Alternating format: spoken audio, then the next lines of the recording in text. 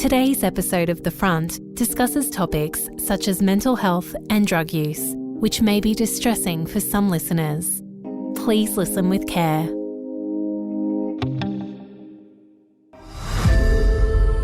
Welcome to Tranquillum House. The people who come here, they come to heal. That's a scene from the TV adaptation of Liane Moriarty's novel 9 Perfect Strangers. Nicole Kidman plays the ethereal owner of a wellness retreat where some very sad people come for the centre's famous healing and restorative treatments. But things start to get weird.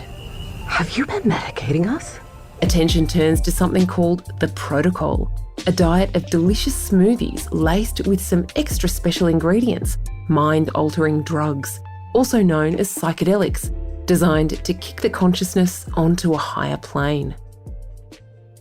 Psychedelics became famous in the 60s, but then disappeared from the scientific realm into the counterculture, thanks in part to Timothy Leary, a Harvard academic who merged the drug's psychiatric properties with their ability to make everything a lot more relaxed.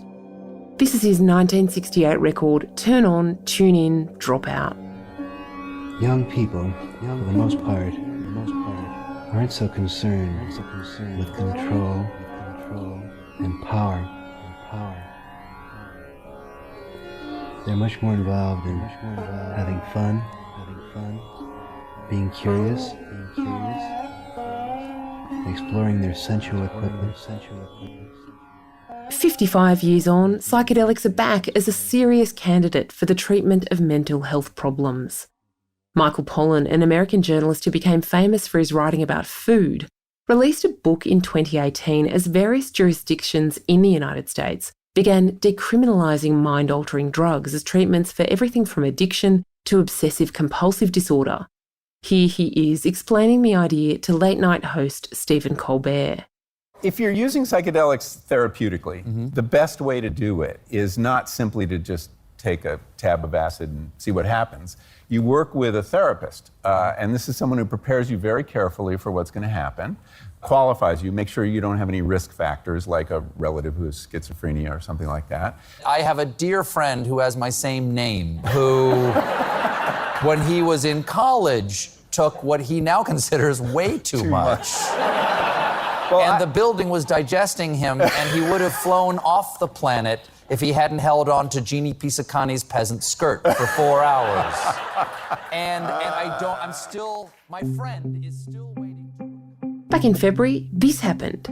Australia has become one of the first countries to approve psychedelics for certain mental health conditions. The Therapeutic Goods Administration says these are new avenues for patients who haven't responded well to other treatments. Rules state the medication will be prescribed by authorised psychiatrists in closely monitored situations. Psilocybin is the active ingredient in magic mushrooms. Also newly approved is MDMA, better known as ecstasy. That's the one that had certain people hugging their way through clubbing weekends back in the 90s. The Therapeutic Goods Administration, which oversees the use of medications, set strict rules. Only specially approved psychiatrists can prescribe them, and only for certain conditions. MDMA is for the treatment of post-traumatic stress disorder, and psilocybin for treatment-resistant depression. I think it's fair to say that everyone was shocked. There was not one person that I spoke to who wasn't shocked. Natasha Robinson is the Australian's health editor. She's reporting today on the ongoing fallout from a big decision by Australian health authorities to allow psychiatrists to prescribe psychedelic drugs to treat certain conditions. It was just a very unusual decision for the TGA to make. They are a very conservative regulator. Pharmaceutical companies generally have to put an extraordinary amount of evidence as to efficacy and safety before the TGA, before they will approve a drug. And this down-scheduling of MDMA and psilocybin, it actually flew in the face of the evidence that they had in front of them. And here's the wild part. The TGA says there are currently no approved products containing psilocybin or MDMA that it's evaluated for quality, safety and efficacy. It was a decision that was welcomed by particularly people in the community. But for researchers at the front line of studying these particular medications who were very much in favour of getting them to market eventually, were very, very surprised at the TGA move at this time. The new rules came into effect in July. The TGA is an independent agency, which means unlike other big health changes like plain packaging of cigarettes or alcohol restrictions, this hasn't gone through Parliament. And it's not cheap. Natasha is reporting today that some patients are being charged up to $25,000 for a single course of treatment. Someone I interviewed today said they're aware of only one psychiatrist who is actually currently prescribing.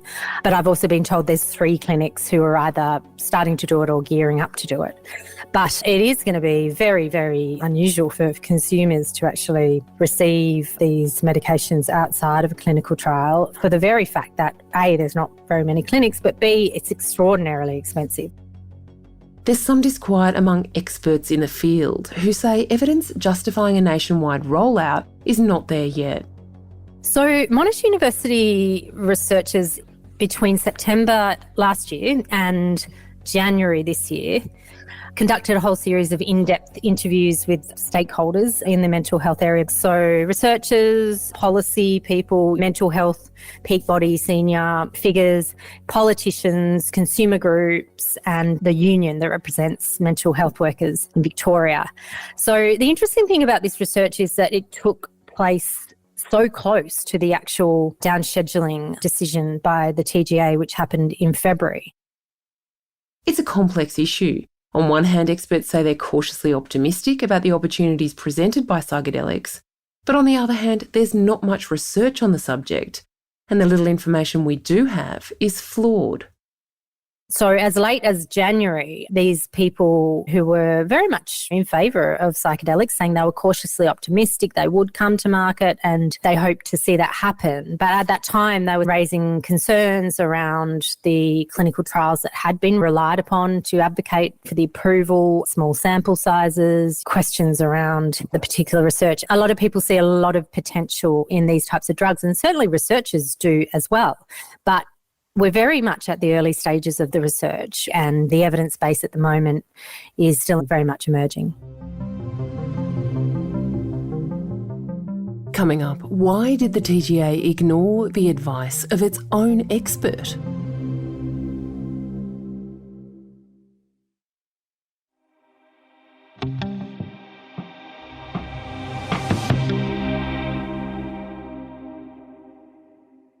Before the TGA announced it would legalise psychedelics like psilocybin and MDMA, it commissioned Professor Steve Keisley to review the research on the subject.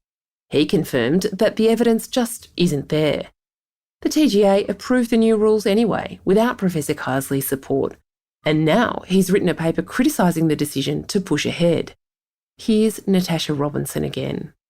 Well, according to Professor Keisley, it was a delegate-only decision. So it wasn't made by their expert committee, wasn't endorsed by their expert committee. They've made some comments around that they had more recent evidence between the first rejection and the reversing of that decision. They may have also had in mind the consumer demand. There are this overwhelming tide of people who want to access these medications, and maybe they consider factors such as if we don't regulate it and approve it, perhaps there'll be a black market. These sorts of considerations can come into play, but then when you weigh them against risks like that it may actually trigger a psychiatric illness in someone who couldn't be identified as being at risk and therefore excluded. That's what they're really concerned about. There have been some concerns raised in the clinical research. There's evidence of minority people experiencing symptoms like suicidal ideations. And the risks can only really be understood if the clinical trials are large enough and run for long enough that you see these kinds of potential patterns emerge. And that's what has not taken place to date. And that's what makes the post-market surveillance even more important. The Monash University research showed psychedelics are still stigmatised among the general public. I think that stigma issue in the Monash research was particularly raised by the politicians who were going to have to be the ones out there arguing that it's okay to be administering these substances, which we associate with Woodstock, for the treatment of mental health conditions. Your average person, I certainly don't think, understands that these substances can be used for a therapeutic purpose, or what the difference is between like a legal drug and what we're doing here. It does take place in the context of therapy as well. The idea that when you're in that kind of state of mind, the actual psychotherapy is much more effective. This is a much more complex area, and many, many people are either inappropriately prescribed, or in a situation where they are prescribed and still don't get better, or they've just got no other options. And it's a very desperate place to be in.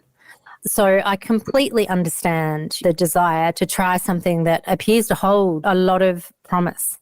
So we do need to keep that in mind, that that's the indication, and that's why we've moved forward in this way, because this is a group of people who are in a very desperate circumstance and they have nothing to help them. Natasha Robinson is the Australian's health editor.